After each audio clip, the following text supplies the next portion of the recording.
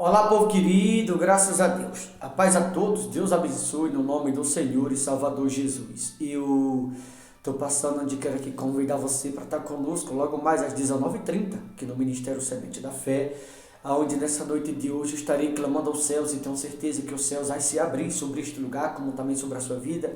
Você que precisa de um socorro na tua saúde, você que precisa de um socorro para a tua família, no teu trabalho, você que precisa de um socorro na tua vida financeira, no casamento, enfim. Aonde você precisa de um socorro nessa noite, Deus irá te socorrê-lo no nome do Senhor Jesus. Tá bom, queridos? Então vem estar conosco quando estarei clamando aos céus e tenho certeza que grandes coisas vai te acontecer no nome do Senhor Jesus Cristo. Eu tenho aqui uma mensagem ao seu coração no livro de 2 Pedro, 2 Pedro capítulo 3, né? 2 Pedro 3, o título do versículo 14. Apenas o título do versículo 14 será o suficiente para nos invasarmos do texto e para que você possa entender toda a mensagem apenas através do título. E por que eu falo apenas do título? Porque o título dessa mensagem ela vai trazer o contexto geral do que na mensagem está escrito. Por isso seria de extrema importância que você ouvisse.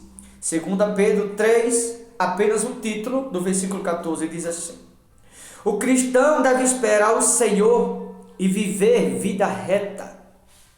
Se você prestou bem atenção, a Bíblia fala que devemos esperar o Senhor, viver vida reta.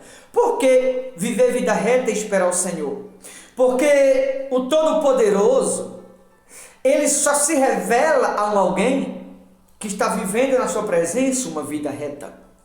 E por que Deus ele não tem se revelado a muitas pessoas, mesmo que estão na presença dele? Porque há muitas pessoas que estão na presença de Deus, mas têm vivido uma vida errada. Muitas pessoas, elas estão na presença de Deus, é verdade. Mas muitas são aquelas que têm vivido uma vida ao contrário do que a palavra de Deus ensina. Elas até estão dentro da igreja, mas muitas têm vivido, infelizmente, na desobediência do que aquilo que elas têm aprendido com a palavra de Deus. E por essa razão Deus não tem se revelado na vida de uma maioria. Por essa razão muitas pessoas estão sofrendo. Deus até quer se revelar a você que me ouve. Deus até quer se revelar no teu problema, trazer a solução. Deus até quer se revelar a você que tem um vício e te libertar deste vício. Deus até quer se revelar a você que está vivendo uma vida errada e consertar o que na sua vida está bagunçado, mas é necessário viver uma vida reta na presença de Deus. E muitas, eu não posso aqui generalizar, mas muitas pessoas, infelizmente, estão dentro da igreja, mas têm vivido uma vida errada. E Cristo não vai se revelar a quem está vivendo uma vida errada. Ao contrário, Ele vai se revelar a quem está vivendo uma vida reta na presença dEle. E aquele que está vivendo uma vida reta na presença de Deus, olha o que diz: estudar as Escrituras e crescer em Cristo. Ou seja, quem está vivendo uma vida reta na presença de Cristo, a Bíblia fala que deve estudar as Escrituras. Veja que a Bíblia fala estudar. Por que muita gente está sofrendo? Porque não estuda as Escrituras. Porque muita gente está sofrendo porque não mergulha na palavra de Deus. Eu costumo dizer que a palavra de Deus para mim é como um oceano. Quanto mais você mergulha neste oceano, mais você aprende com o Espírito Santo. Mais você vai descobrir a preciosidade que é ter de Jesus na sua vida, no seu coração. Quanto mais você mergulha neste oceano que é a palavra de Deus, oceano de águas cristalinas, mais você será saciado, mais você aprende, mais você entende o que de fato é estar na presença de Deus e a maneira como na presença de Deus você deve andar.